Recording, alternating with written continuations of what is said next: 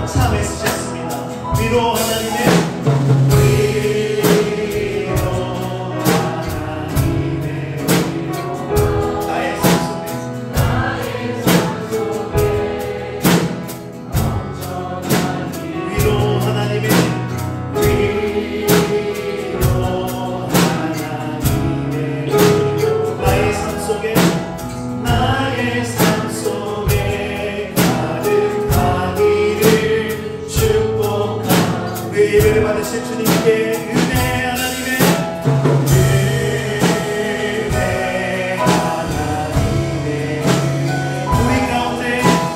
우리 가운데 넘쳐나니 기도하는 마음으로 은혜 하나님의 우리 가운데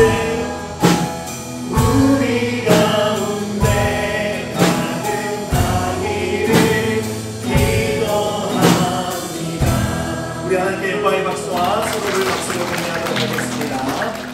함께 자리에서 일어나셔서 말씀 봉독하겠습니다. 예수께서 다시 바닷가에서 가르치시니 큰 무리가 모여들거늘 예수께서 바다에 떠있는 배에 올라앉으시고 온 무리는 바닷가 육지에 있더라.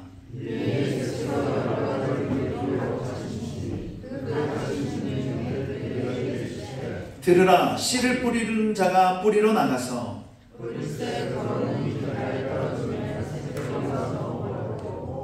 더러는 흙이 얕은 돌밭에 떨어짐에 흙이 깊지 아니하므로 곧 싹이 나오나 더러는 가시떨기에 떨어짐에 가시가 자라 기운을 막음으로 결실하지 못하였고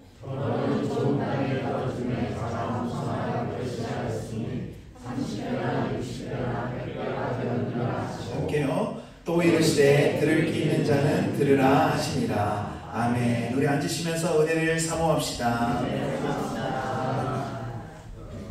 네, 여러분, 오늘 좀 찬양도 엄청나게 풍성하고 특별히 소리가 아주 밸런스가 잘 잡히고 풍요로워서 너무 은혜로운 것 같습니다. 제 목소리도 조금 좋아진 것 같지 않나요? 네. 본문의 말씀을 통해 듣고 있습니까? 라는 제목으로 하나님의 말씀을 전하겠습니다. 벌써 우리가 마가복음을 함께 살펴본 지 9번째 시간인데요. 함께 읽은 이 마가복음 4장에서는 하나님 나라에 대한 비유가 나타납니다. 예수님을 통해 임한 하나님 나라가 무엇인지 어떤지를 비유를 통해 말씀하고 있죠. 그 시작이 바로 오늘 본문인데요. 이 본문은 흔히 우리가 알기로 씨 뿌리는 자 비유라고 알고 있어요. 그러나 씨앗 비유라고 하는 게 조금 더 정확할 것 같아요. 왜냐하면 이 본문의 문장 주어는 다 씨에게 있기 때문입니다. 그래서 씨앗이 어떻게 되는지에 초점을 맞추고 있어요. 씨앗 비유는 이렇게 시작하는데요. 3절에 들으라, 씨를 뿌리는 자가 뿌리러 나갔어. 여러분, 씨를 뿌리는 이유가 무엇입니까? 결실을 맺기 위해서 뿌리는 거예요. 그러나 본문의 씨앗 비유에서는 다 결실을 맺지 못하다는 것을 알 수 있어요. 뿌려진 곳에 따라 그 결과가 매우 다릅니다. 먼저 길가에 뿌려진 경우인데요. 4절에 뿌릴새 더러는 길가에 떨어짐에 새들이 와서 먹어버렸고, 길가에 뿌려진 씨는 새가 와서 주워 먹어버렸대요. 다음은 돌밭에 뿌려진 씨인데 5절과 6절 더러는 흙이 얕은 돌밭에 떨어짐에 흙이 깊지 아니하므로 곧 싹이 나오나 해가 돋은 후에 타서 뿌리가 없으므로 말랐고, 돌밭에 뿌려진 씨는 심겨지긴 했습니다. 그래서 싹은 나왔어요. 그런데 돌이 많다 보니 뿌리를 잘 내리지 못하고 결국 말라버렸습니다. 이번엔 가시떨기에 떨어진 씨이죠. 7절에 더러는 가시떨기에 떨어짐에 가시가 자라 기운을 막음으로 결실하지 못하였고 가시나무가 많은 곳에 떨어진 씨도 심겨졌고 그곳에서 자라긴 했지만 가시들로 인해 결실을 맺지 못합니다. 그러나 좋은 땅에 떨어진 씨는 어떻게 되죠? 8절은 우리 함께 읽어보실까요? 시작.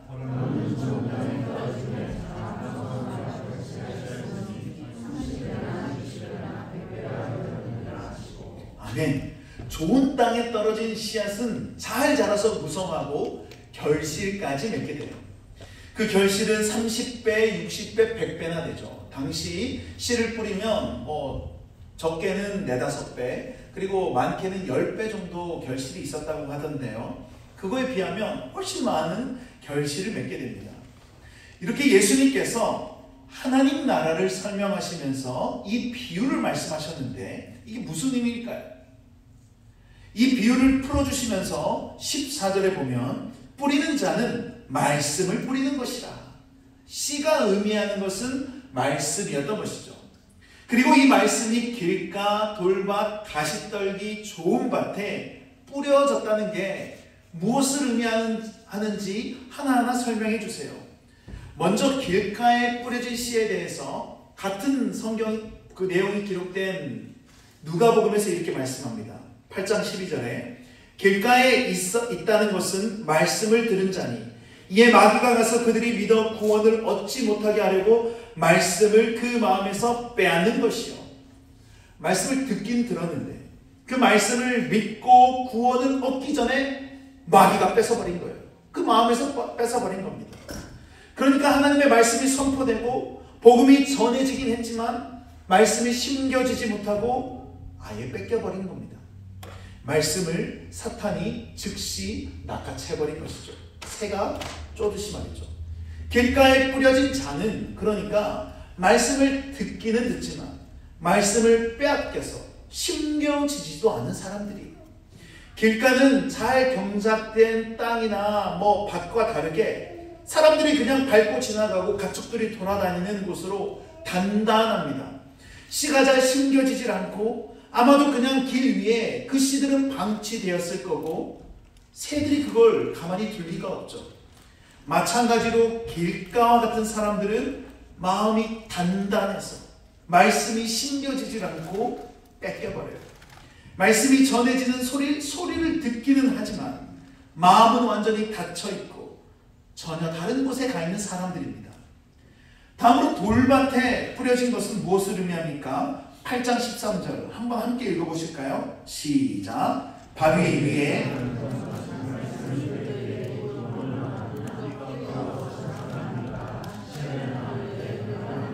아멘. 바위 위 돌밭에 뿌려진 자와 같은 사람들은 말씀을 들을 때 기쁘게 받아요. 예를 들어 설교를 듣거나 어떤 말씀을 읽을 때 말씀이 너무 좋다. 은혜를 받기도 해요. 그래서 때로 들은 말씀을 SNS에 적기도 하고 너무 기뻐서 그 말씀을 오피스에 써놓고 붙여놓기도 하죠. 그렇게 기쁨으로 받으나 뿌리가 깊지 않아요. 그래서 조금 어려운 일이 생기면 주일에 받았던 은혜는 온데간데 없습니다. 성경을 읽으며 혹은 누군가의 간증을 통해 받았던 감동은 사라지고 언제 그랬냐는 듯이 바닥을 치고 있는 것이죠. 그 결과 때로 말씀대로 살려고 했던 것이 후회가 되거나 심한 경우는 큰 은혜를 받고 난 뒤에 오히려 큰 시험에 빠져 교회를 떠나가기도 하는 거죠. 기대가 크면 실망도 크니까요. 이게 바로 돌밭과 같은 자에게 말씀이 뿌려진 경우입니다. 계속해서 가시떨기에 뿌려진 자들에 대해 말씀하는데 14절에 보시면 가시떨기에 떨어졌다는 것은 말씀을 들은 자이나 지내는 중 이생의 염려와 재물과 향락의 기운이 막혀 온전히 결실하지 못하는 자요. 가시떨기에 떨어진 자와 같은 자들은 말씀을 아주 잘 듣는 사람들이에요. 길가처럼 말씀을 아예 거부하지도 않고 또 돌밭처럼 잠깐 올랐다가 팍 꺼져버리지도 않고 늘 말씀을 잘 듣고 그 씨앗이 잘 심기고 자라요. 말씀의 자리를 잘 지키고 있는 사람들이죠. 그러나 세상의 염려, 재물의 유혹, 또 여러 가지 탐욕과 정욕으로 끝내는 결실을 맺지 못해. 말씀을 읽거나 설교를 듣거나 여러 가지로 그 말씀을 듣고는 있지만 삶 가운데 여러 가지 염려들, 뭡니까? 먹고 사는 문제, 자녀의 문제, 미래에 대한 문제 등과 같은 염려들로 끝까지 가지 못한다는 거예요. 또 세상의 유혹들, 정욕들을 포기하지 못합니다. 말씀보다 유혹과 정욕을 더 사랑하기 때문에 결국 나중엔 그것을 선택한다는 거예요.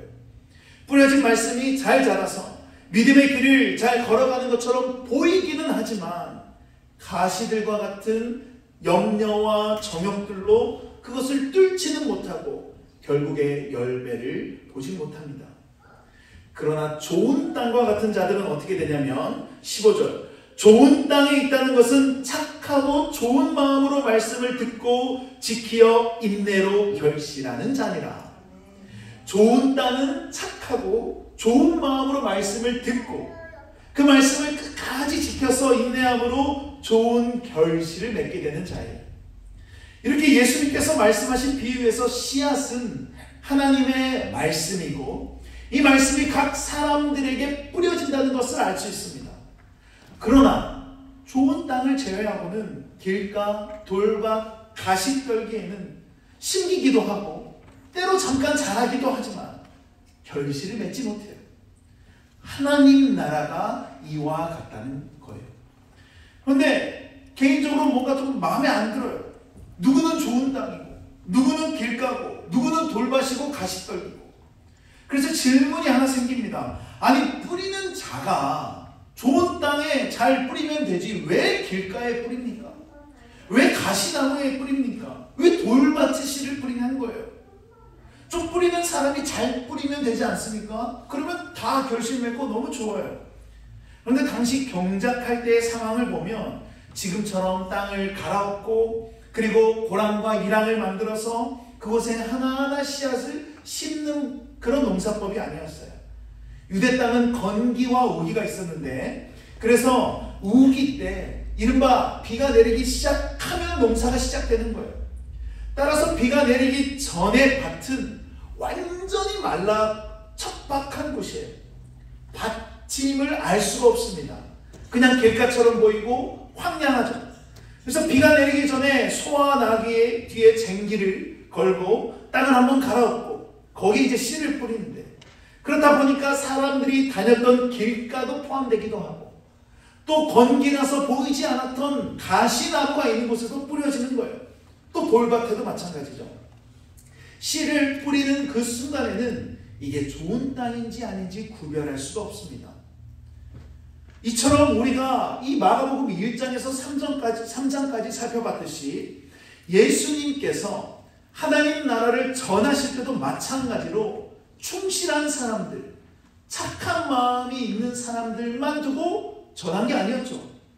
건기 때와 같이 큰 무리들이 있었습니다. 그 가운데는 갈급하고 예수님을 원하는 자들도 있었지만 바리새인과 서기관들처럼 예수님을 싫어하는 사람들도 있었죠. 설령 예수님의 능력으로 그 마음을 다 보시고 착한 사람에게만 줘야겠다 그렇게 복음이 전해졌다면 과연 예수님을 믿을 수 있는 사람이 몇이나 됐을까요? 물론 이곳에서 예배드리고 계신 우리 한마음 벌린교회 모든 성도님들은 다 착하고 다 좋은 마음이겠지만 저는 좀 달라요. 지금 얼마나 제가 착해 보입니까? 죄송합니다. 좋은 땅처럼 겉으로 보이지만 인격적으로 주님을 만나기 전엔 참 별로였습니다.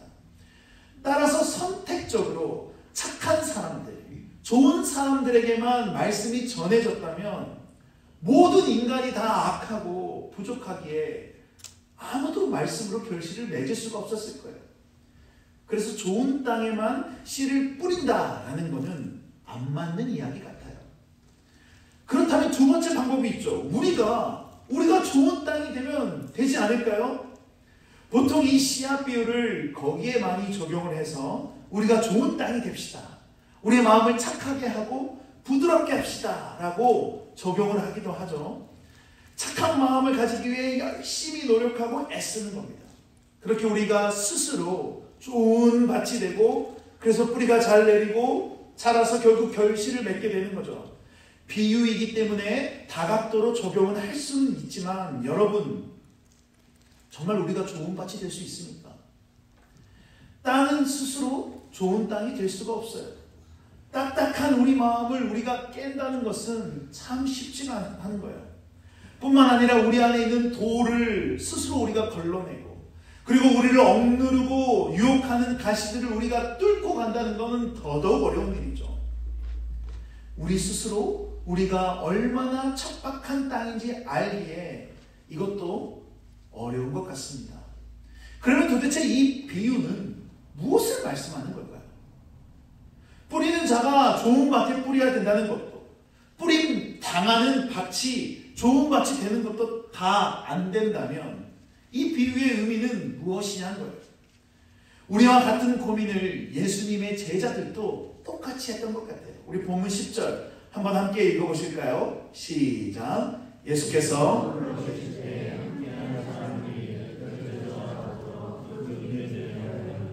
아멘. 많은 무리들 앞에서 가르치실 때 말고 따로 예수님과 시간이 있을 때 함께하던 제자들이 이 씨앗 비유에 대해서 묻습니다. 그러자 예수님이 뭐라고 답하십니까? 이르시되 하나님 나라의 비밀을 너희에게는 주었으나 외인에게는 모든 것을 비유로 하나니. 이 비유는 하나님 나라의 비밀이라고 하세요. 그래서 오늘 본문 이후 하나님 나라가 어떤 곳인지 계속해서 비유로 말씀했어요. 그 중에 하나가 겨자씨 비유도 나옵니다. 그런 점에서 그 시작이 바로 이 비유를 이해하는 것부터 시작이라고 말씀하시는데 13절 또 이르시되 너희가 이 비유를 알지 못할진대 어떻게 모든 비유를 알겠느냐. 이 비유를 알아야 다른 예수님의 비유들을 안다는 거예요. 이렇게 볼 때 이 비유는 너희가 좋은 밭이 좀 되어라 혹은 좋은 땅에 씨앗을 뿌려라 정도로 적용은 할 수 있지만 비유니까요. 보다 깊은 진의는 하나님 나라 비유를 시작하면서 하나님 나라가 선포되고 임할 때 어떤 현상이 보여지는지 나타내는 비유예요. 어떻게 나타납니까? 그 나라가 선포되고 임했지만 그에 대한 반응은 다 다르다는 거예요. 어떤 이들은 듣기는 하지만 빼앗기고 듣고 잠시 기뻐하지만 곧 넘어져 버리고 듣고 잘하기는 하지만 염려와 유혹의 결실을 못하기도 합니다. 그러나 분명한 것은 하나님의 말씀을 듣고 그 나라가 임함으로 어디선가는 30배, 60배, 100배의 결실이 있다는 거예요. 비록 하나님 나라가 사탄에게 좌절되는 것처럼 보이고 유혹에 넘어지는 것처럼 보이지만 그럼에도 불구하고 열매를 맺을 거라는 겁니다. 따라서 이 비유가 1장부터 3장에 그런 다양한 사례들 이후에 4장에 나타나는 거예요. 왜요? 하나님의 나라, 그 예수 그리스도가 선포되었을 때 다 있었던 현상들이기 때문이죠. 바리새인과 서기관들은 사탄에게 마음이 뺏기고 말씀이 뺏겨서 그렇게 완악한 마음으로 있었고요. 예수님을 졸졸졸 따라다녔던 무리들은 막 기쁘고 좋아했지만 어느새 아무도 없습니다. 그러나 제자들, 중풍병자, 나병 환자들은 그 말씀을 듣고 받아 그런 결실을 맺게 된 것이죠.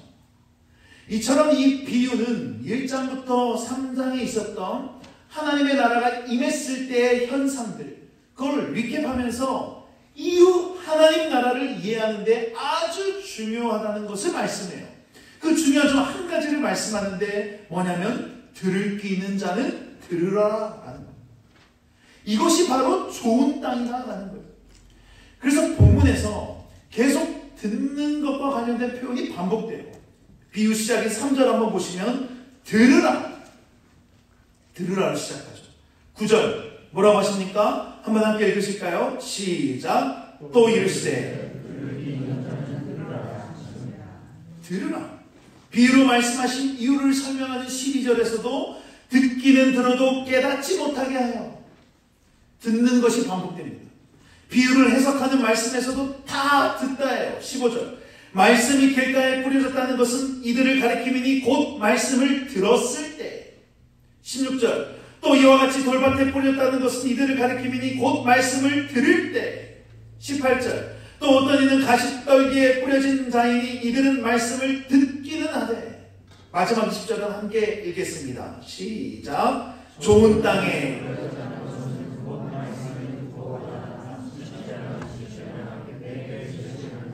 아멘. 말씀을 듣고 가다. 길가, 돌밭, 가시떨기는 말씀을 듣기는 들었지만 진짜 듣지는 못했던 자들이에요. 그런 점에서 여러분, 저와 여러분은 좋은 땅입니까? 결과는 좋은 땅은 30배, 60배, 100배의 결실을 맺어요. 많은 결실을 맺은 것도 대단하지만 중요한 것은 나머지 땅들은 하나도 결실을 맺지 못했지만 들을 게 있는 자, 그 좋은 땅은 결실을 맺었다는 거예요. 결정적으로 21절과 25절에서 이 예수님이 비유로 말씀하신 이유를 말씀하시는데 이때 또 듣는 것이 얼마나 중요한지 말씀하세요. 21절. 또 그들에게 이르시되 사람이 등불을 가져오는 것은 말 아래나 평상 아래 두려움이냐 등경 위에 두려움이 아니냐. 어두움에 있을 때 등불을 가지고 온 이유는 어디 산 아래 숨겨두려고 한 게 아니라 다 비추려고 산 위에 두려고 한다는 거예요. 한마디로 비유를 이렇게 말씀하신 이유는 알아차리지 못하고 아무도 보지 못하게 그러려고 한 게 아니라 잘 보여주려고 비유로 말씀하신다는 거예요. 그래서 22절. 드러내려 하지 않고는 숨긴 것이 없고 나타내려 하지 않고는 감추인 것이 없느니라. 들을 게 있는 자만 들을 수 있다는 겁니다. 세번역에서 숨겨둔 것은 드러나고 감추어둔 것은 나타나기 마련이다. 비유를 통해 그 의미가 더 잘 나타나고 들을 게 있는 자들만 듣게 된다는 것이죠. 그러면서 23절에 뭐라고 하시냐면 들을 게 있는 자는 들으라. 한마디로 들을 게 있는 자만 들을 수 있는 거예요. 그래서 뭐라고 하십니까? 25절. 있는 자는 받을 것이요 없는 자는 그 있는 것까지도 빼앗기리라. 들을 게 있는 자는 더 듣게 되고 더 받게 되는데 듣지 못하는 자는 있는 것도 다 빼앗겨버려요. 이렇게 볼 때 이 씨앗 비유를 말씀하신 이유는 하나님 나라가 말씀으로 뿌려질 것인데 길가에 돌밭에 가시떨기에 좋은 땅에 떨어져서 다양한 이런 현상들이 있을 것이다. 그러나 좋은 땅에서만 결실이 맺고 이것은 듣는 것과 관련이 있다. 따라서 있는 자는 더 받게 되고 없는 자는 그것도 빼앗기리라고 하셨듯이 들을 게 있는 자는 그런 30배, 60배, 100배의 결실이 있겠지만 들을 게 없는 자는 사탄에게 빼앗기고 시련에 무너지고 염려와 유혹에 결실을 맺지 못하게 된다입니다. 그렇다면 우리도 역시 들을 게 있는 자가 되어야겠죠. 그런데 여러분, 누가 들을 게 있는 자입니까?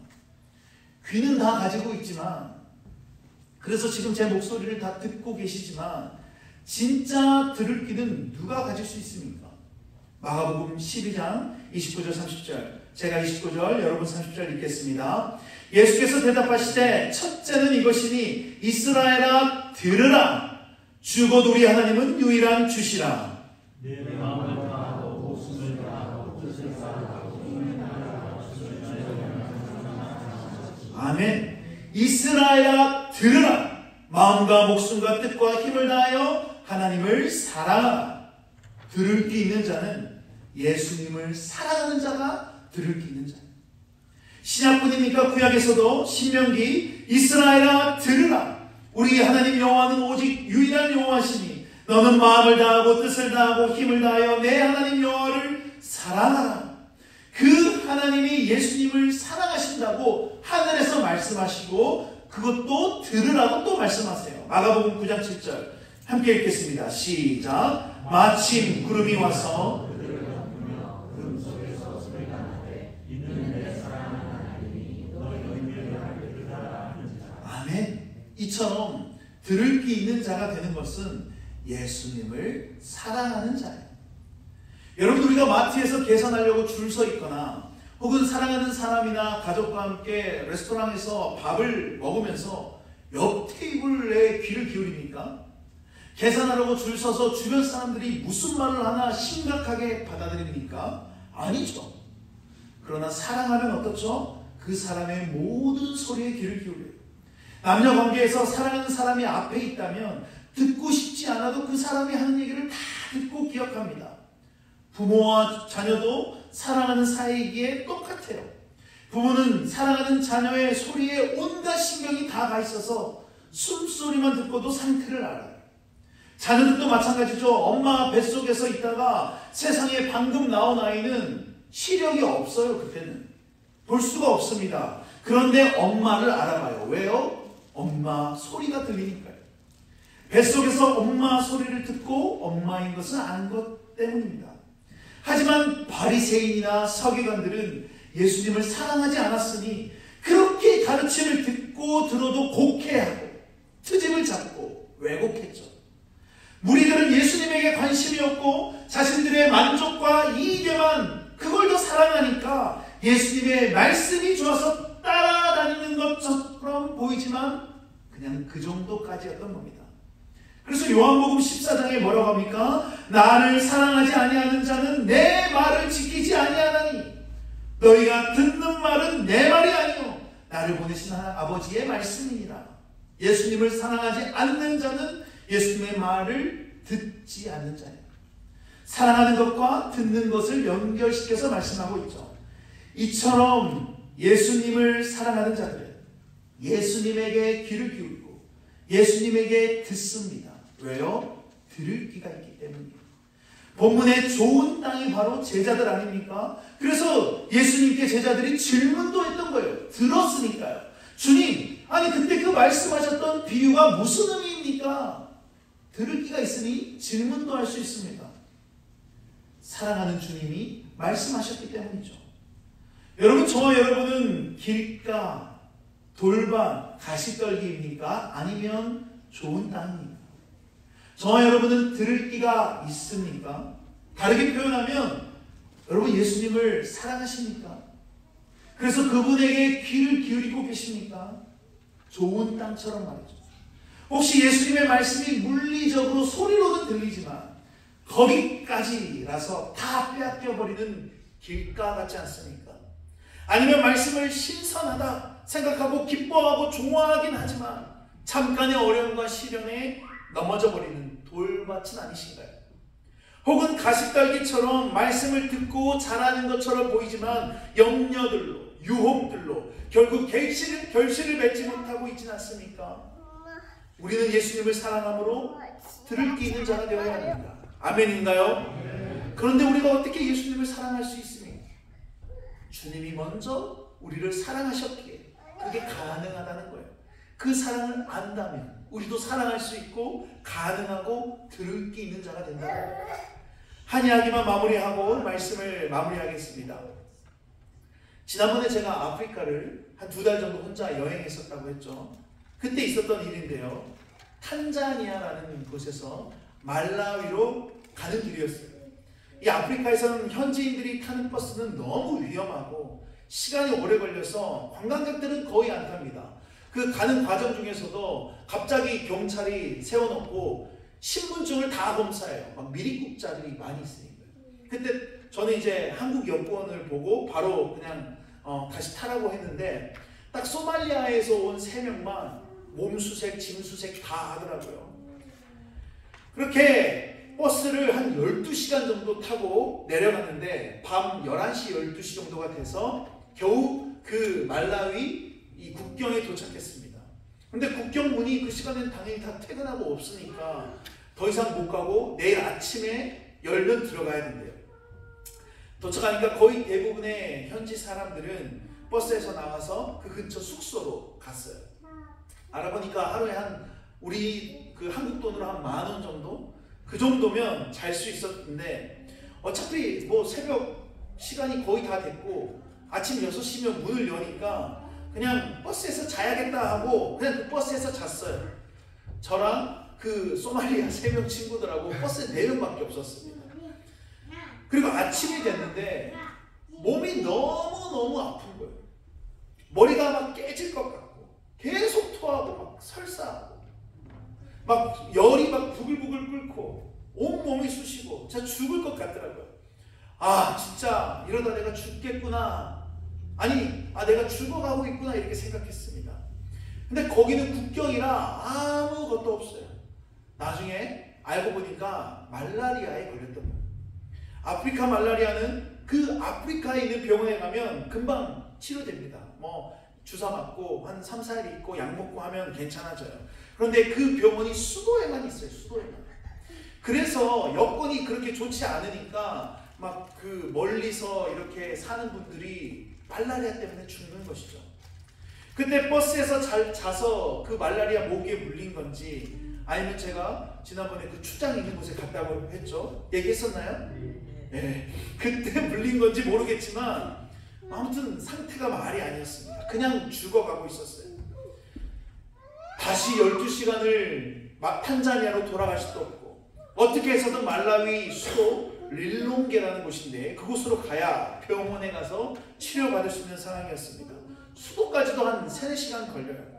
문제는 출입국 관리소에서 비자가 없어서 못 들어간다는 거예요. 원래 대한민국 비자는 어디든 다 갈 수 있거든요. 다시 탄자니아 수도로 가서 거기 말라위 그 대사관에서 비자를 발급받고 오라는 거예요. 정말 청천벽력과 같은 소리였습니다. 하나님께 간절히 기도했어요. 주님, 여기가 저의 순교지입니까? 선교하러 간 것도 아니고 놀러 가는 거예요. 제발 저를 불쌍히 여겨달라고 막 기도했습니다. 왜요? 죽어가고 있었으니까요. 그런데 너무나 단호하게 그 행정하는 분들의 그 단호함 알잖아요. 자기 일 아니니까 그냥 돌아가라고. 거기는 로밍도 터지질 않아요. 우리 대사관에도 연락할 수가 없어요. 그래서 방법이 없냐고 막 사정했고 들은 채도 많채 해서 오후까지 됐습니다. 오후까지 6시부터 사정해가지고 얼굴은 완전히 상했지, 몸은 완전히 쩔어있지.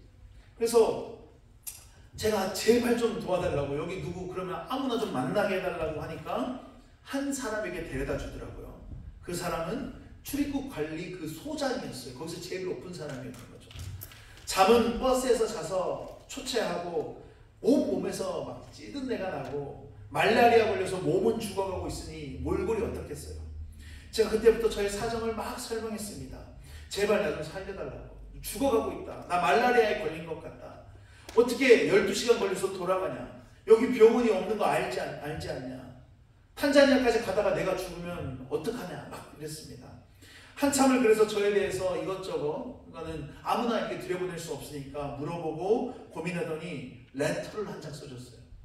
그래서 그걸 저한테 주면서 이걸 수도에 가서 다시 정식 비자를 발급받으라는 거예요. 그러니까 그 사람 권한으로 들어가게 해준 거죠. 와, 정말 그때 생각하면 진짜 감사하다고 하나님께 막 감사했고, 그 소장에게는 한국 돌아가면 꼭 내가 편지를 쓰겠다. 썼을까요? 안 썼을까요? 썼어요. 아직 못 썼습니다. 그렇게 방을 딱 얘기하고 나오는데 들어갈 땐 보지 못했지만 액자의 문 옆에 God is love라고 써있습니다. 하나님은 사랑이시다. 그걸 보는 순간에 죽어가는 나를 하나님이 그 사랑 때문에 살리셨구나, 그런 생각이 들면서 눈물이 왈칵 쏟아졌습니다. 아플 때도 울지도 않았지만 하나님이 그 사랑으로 저를 살리셨다는 생각에, 하나님은 사랑이시래요. 여러분, 우리도 마찬가지예요. 그래서 우리가 이곳에 있는 것 아닙니까? 우리가 비록 때로 우리의 모습이 길가에 있는 것 같고 돌밭과 가시떨기와 같다 할지라도 말씀을 듣고 싶은데 누가 금방 그 말씀을 채가는 것 같아요. 말씀을 듣고 너무 좋아서 그래 이 말씀 듣고 살아야지 했는데 그게 좀 오래 갔으면 좋겠는데 금방 시들어버리고, 말씀을 잘 듣고 교회를 다니고 있는 것 같지만 염려되는 게 너무나도 많고 유혹이 너무나도 많아요. 세상의 유혹들을 다 던져버리지 못하고 그래서 그냥 주저앉고 똑같이 교회에 와서 앉아있어요. 이렇게 우리가 주님에 대한 사랑이 없는, 들을 기 없는 자처럼 보이지만 제가 저의 얘기를 잠시 나눴던 것처럼 주님은 우리를 사랑하시기에 우리를 붙들고 계시다는 거예요. 그래서 로마서 8장 35절에 여러분 잘 들어보십시오. 누가 우리를 그리스도의 사랑에서 끊으리요? 환난이나 곤고나 박해나 기근이나 적신이나 위험이나 칼이랴. 37절에서 39절에서도 그러나 이 모든 일에 우리를 사랑하신 이로 말미암아 우리가 넉넉히 이기느니라. 내가 확신하는 사망이나 생명이나 천사들이나 권세자들이나 현재인이나 장래인이나 능력이나 높음이나 깊음이나 다른 어떤 피조물이라도 우리를 우리 주 예수 안에 있는 하나님의 사랑에서 끊을 수 없느니라. 우리를 우리 주 그리스도 예수 안에 있는 하나님의 사랑에서 끊을 수 없느니라. 우리는 들을 기가 없는 것 같고 우리는 들을 기가 없어서 길가에 있고 돌밭과 같고 가시떨기 같지만 사랑하신 주님은, 우리를 여전히 사랑하시는 주님은 우리에게 주목하고 계시다는 거예요. 그 사랑으로 우리를 붙들고 계시다는 거예요. 우리 스스로는 경작할 수 없고 우리의 마음에 있는 돌을 뺄 수도 유혹들을 견딜 수도 없지만 주님이 우리를 좋은 땅으로 만들어 주신다는 겁니다. 믿으십니까? 여러분, 길가와 돌밭과 가시떨기와 같은 우리를 이 주님이 어떻게 좋은 땅으로 만들어 주셨습니까? 마치 서로 땅을 경작하듯이 뼈조각이 있는 채찍을 맞으심으로 자기 살이 경작하셨어요. 십자가를 지고 그 골고다를 힘겹게 오시면서 우리 삶에 있는, 우리 마음에 있는 돌들을 다 걸러내 주셨다는 거예요. 늘 염려하고 유혹으로 우리를 찌르는 가시떨기, 그 가시들을 주님이 자신의 손에, 자신의 발에, 자신의 머리에 쓰셨다는 겁니다. 왜요? 우리를 좋은 땅으로 만들어주시기 위해서. 그러니 여러분, 우리도 이 사랑을 알고 있으니 주님을 사랑하고 들을 끼는 자가 되기를 원합니다. 그래서 들을 끼는 자로 좋은 땅이 되어서 하나님 나라를 경험하고 그 나라의 통치자이신 예수님과 함께 하기를 원해요. 그래서 여러분, 혹시 지금 우리의 삶이 길가와 돌밭과 가시떨기와 같더라도 주님이 십자가에 우리를 위해 달려 죽으신 그 사건은 영원히 변치 않고 그 사랑은 여전히 우리를 주목하고 있다는 사실을 잊지 말고 우리가 좋은 땅으로 들을 게 있는 자로 주님을 사랑하며 30배, 60배, 100배, 아니 1000배, 만배 결실을 맺으며 살아가는 저와 여러분 모두가 되기를, 그리고 이 한마음 벌림턴 교회가 되기를 간절히 축원합니다. 우리 말씀을 기억하시면 다 같이 일어나셔서 함께 고백하며 나아가겠습니다.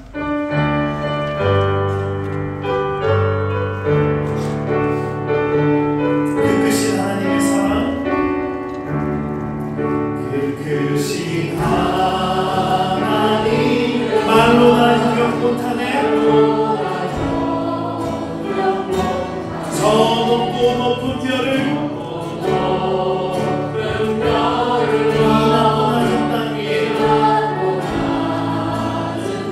죄범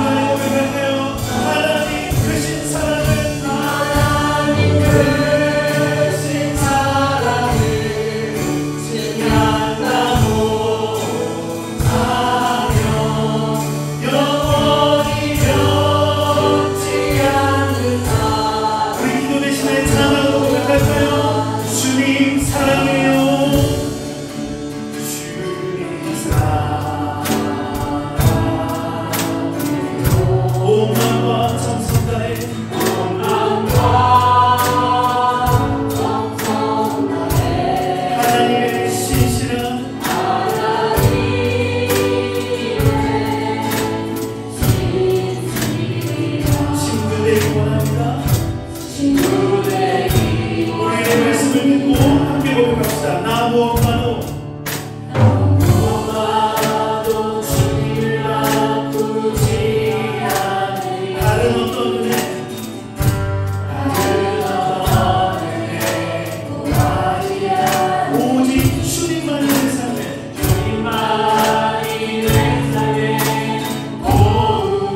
주의 얼굴을 보기 원합니다. 우리 믿음으로 고백합시다. 주님 사랑해요. 주님 사랑해요. 온 마음과 정성 다해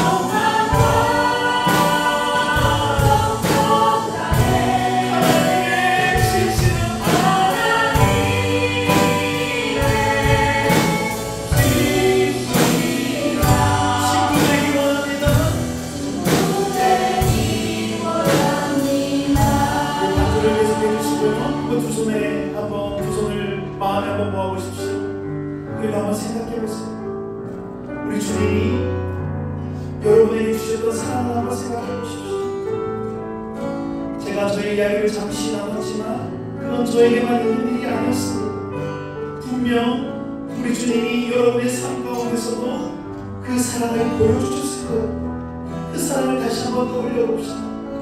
지금 길가와 같고 돌밭과 같고 가시떨기와 같다면 그 사랑을 다시 한번 떠올리고, 아, 내가 주님을 사랑할 수 있는 자구나, 그 사랑을 받았기에 내가 사랑할 수 있는 자구나, 내가 들을 게 있는 자구나, 내가 좋은 땅이구나 라는 것을 깨닫기를 원합니다.